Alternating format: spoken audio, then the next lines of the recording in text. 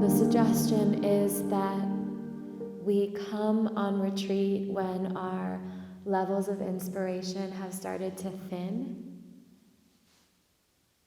or we're looking for a deepening in some way that is just impossible to arrive at independently, and we need spiritual family for that. It's a requirement. Actually, it's one of the 3 pillars the Buddha said is absolutely needed for evolution is Sangha.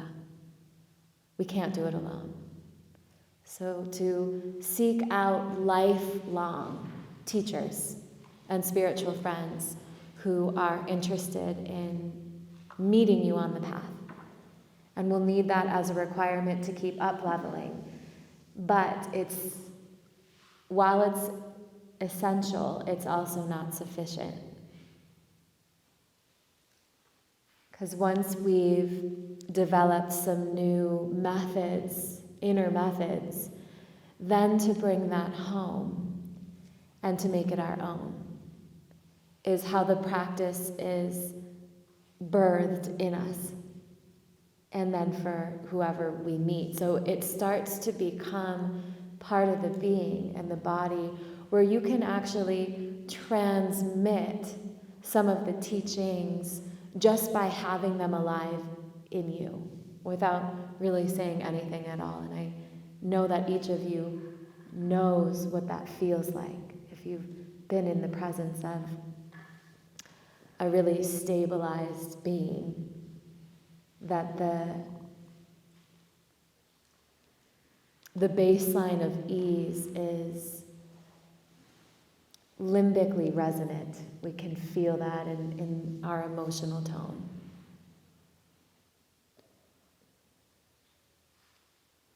So I'm just thinking of an example. I think I've shared this with some of you before, but I remember being at a yoga journal conference in New York years ago, just as I was really starting to take an interest in, at that point, restorative yoga was an important portal for me. And I took a class with Rodney Yee. Have you heard of him? Mm-hmm. He's an incredible yogi, and just world renowned for early on introducing really accessible and intelligent sequencing to all of the housewives of America. But he's incredible. And I took a class with him, and it was a vinyasa class. And I remember there was a moment where he said a cue that was so simple, like just kind of the way that the Lojong distills. It's like there's nothing really flowery about it. It doesn't leave you guessing about what it means. It was very direct. It was something like press back into downward dog, or like inhale and lift the left leg, something very straightforward. And I remember just a wave of, after he had said it out loud and we were moving into it, just this wave of deep emotion. I was just overcome, like completely overwhelmed with just a deep emotional tone, and I almost burst into tears. It was just like brimming through me. And it was a cue I had heard like thousands of times. I've lifted my left leg from the inseam like thousands of times by that point, but he had lived his yoga so masterfully and with such dedication and devotion that even something so simple, just the force field or the wave of somatic intelligence behind that cue was really felt. And it's like that when you sit with people that have been meditating for a long time, or someone that's been teaching for a long time, a simple cue that perhaps you've given yourself or you've heard many times before. In that moment, you're just more open, or perhaps perhaps trusting in the authority of that mentorship and feeling the lineage of intelligence behind that, that you can open into a deeper dimension. And I'm sharing all of this as a compelling motivator to live the practice richly when you leave. Because you'll feel this arc of inspiration after retreat time where you're up meditating every morning and you're Googling about the Lojong and you're committed again for a while. For some of us, a few days, others a few weeks, others a few months, but all of us will dim that urgency to touch the mystery, because parts will seep in, and so will the ordinary world that requires we forget who we really are. And then you'll know at that point when access to self just feels a little bit more like a meandering traverse rather than a direct shoo. That's when you seek out the teachings again. You go on retreat again. You take a weekend immersive. You stay in noble silence for a day on your own if the logistics are keeping you from coming back into the Sangha field, the spiritual tribe practice field. But it is essential, those two ingredients, the balance of coming back on retreat. For the Buddha and his disciples, every rainy season, monsoon time, they go up into the hills. They're not teaching, they're not moving through the world, they're up in their caves practicing. So they would take retreat for those 3 months every year. And then they go back into the villages, they travel, they give the teachings, they do their work in the world until, it's that time again. We gotta go. We gotta go up there and investigate. So anyway, the Lojong themselves becomes a at-home retreat.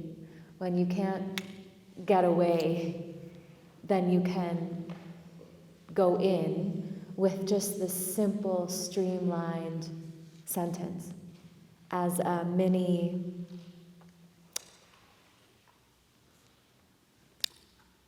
excavation, shearing off layers of congestion and getting back to just the purity and the clarity of self. So you want to hear these teachings first, and that's what we're doing together this week. And we're also contemplating them.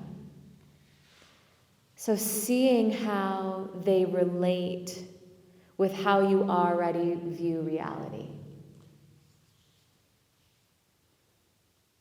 Contemplation of these slogans are coming up against your worldview before you heard these teachings and how they already align or what edges they're meeting. Where it feels really like a easeful insertion of new information and where there are spaces in your being that want to push back. That pushback is the evolutionary edge. That's where the teachings are the most ripe and rich, and that's where you want to spend your time contemplating. Does that make sense? Then you form your own relationship and your own understanding of the teachings. And then, so I'm just walking through kind of the 3 steps of bringing teachings in. Hearing them in spiritual tribe, contemplating them, and creating your own relationship to them, your own understanding of them. And then the third is applying them to everyday experiences. That's why in the practice field we contemplate and practice metta, so that in an everyday experience where metta would be a beneficial ally to us, we have it as a really near ally. And we can call upon it. This is why Ayakema calls the divine abodes the four friends. Right? We call on one of them when we need her. But for the Lojong, these are ways to take the practice of awakening off the cushion into ordinary moments.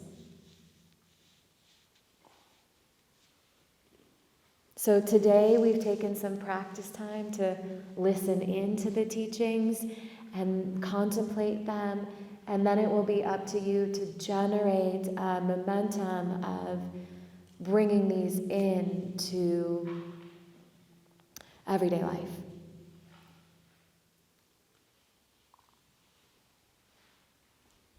Remember that the Lojong is a vehicle. I spoke about Mahayana Buddhism, right? Maha means widespread, and yana is the vehicle. And so the Lojong, being the fundamental feature, is the vehicle for bodhicitta. It's the vehicle to awaken the heart mind. These are practices, these are contemplative practices to guide the heart.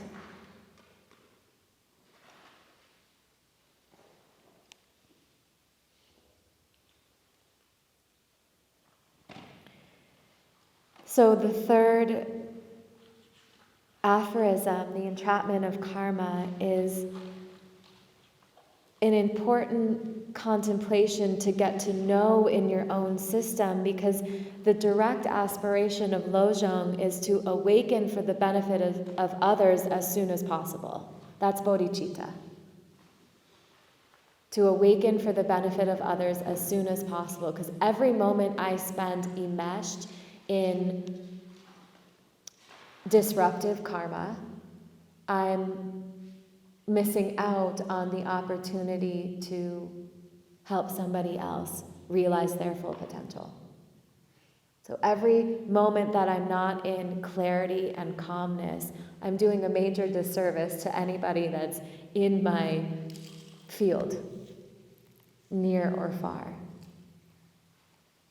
And so the teachings are generating in us this inquiry of how we might create more kindness and care in the face of difficulty. That's karuna, that's compassion. More kindness and care when suffering is present. So the entrapment of karma then is actually what is keeping us from metta? What's keeping us from karuna? This karmic debris, or as Pema Chodron calls it, our armor. She says spiritual life is about removing your armor every day. So what's shielding us from living with an open heart? And that's where we're entrapped in karmic patterns that are not serving the collective, our own parts included. So recalling that karma exists, and this is just the fact that each moment is an expression of fresh causes and conditions coming together.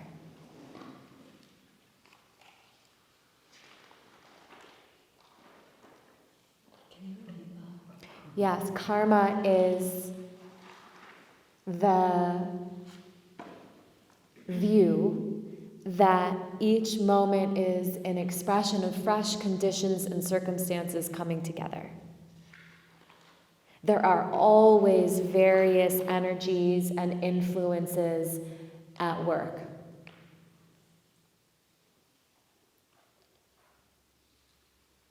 So whatever we're doing will influence what's happening next. So our work is to seek to accumulate goodness, more karmic goodness, right? Enlarge the love and diminish the hate. That's the rooting, the weeding out of karmic debris in the heart garden. So seeking to accumulate more goodness as a momentum or a force field that will push us into more goodness ahead. And then, what becomes really interesting in the karmic contemplations is if you believe in reincarnation, this conviction that we're perhaps endowed with a continuum of experience and consciousness that will continue into other lifetimes. So our consciousness and the way we're developing the mind stream isn't confined to just this life alone, but that our actions and our behaviors will have some significance in the next life. Karma, as we normally kind of hear of it. Why I love weaving that in is because it taps into the second teaching in this Lojong slogan, everything is impermanent. So we remember this particular life stream has a finite horizon.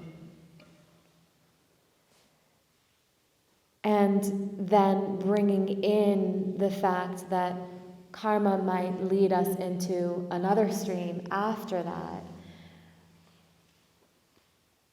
pulls us away from the kind of constricted view that our holding environment that we're in now is fixed, and that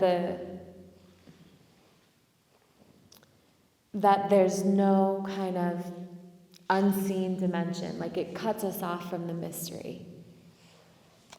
So it's about taking responsibility for how we show up each day.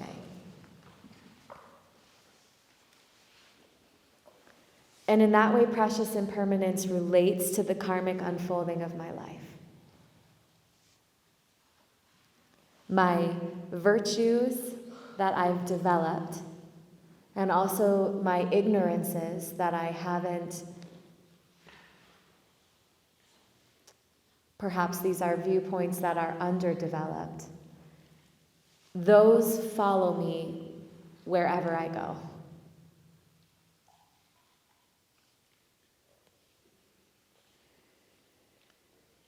So conscious, intended actions, physical body, verbal speech, thoughts, impressions, memory, all of these are recorded in the body field. And we use these accumulated tendencies as a base to meet the world. Does that make sense? So we call this the karma resultants, like the residue of what we're building up is then the structure we're moving through the world with. So residual impressions of all of our past karmic activity informs our experiences now. In a way, it really is just acknowledging the plasticity of being, the plasticity of mind. We're carving, we're cultivating, we're conditioning ourselves in each moment. So karma is just a nod towards this tendency to become enmeshed and rooted in really strong habit patterns And therefore, those habit patterns will inform how the world is meeting us too.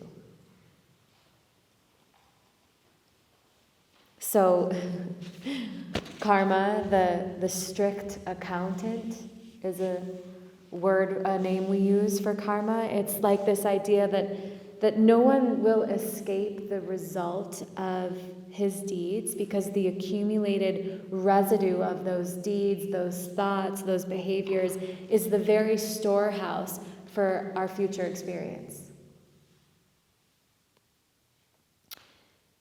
So we're weaving our own web of fate.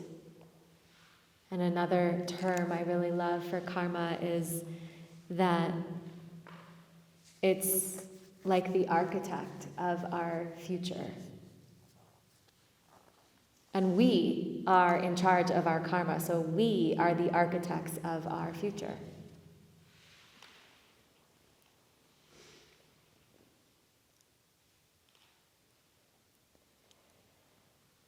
It's a sharp contrast from a lot of other religious or spiritual principles which say that there's an almighty God or particular deities that act as external agents in choosing our route or judging and deciding how things are going to go. Karma reminds us of our own divine agency. We're not leaving it up to the fates of the gods. No, like, Balinese cleansing water ritual is actually going to shift the accumulation of perhaps lifetimes of a certain viewpoint that we continue to cultivate and live through. The mind's stronger than the Brahmin.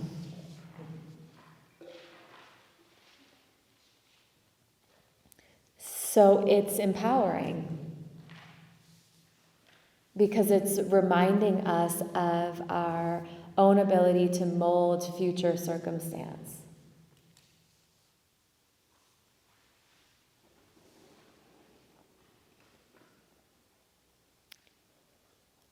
Which means at its baseline, karma is a gentle and loving reminder that in any one moment we can begin again. We can disrupt the habitual confluence and change course and influence what's occurring next.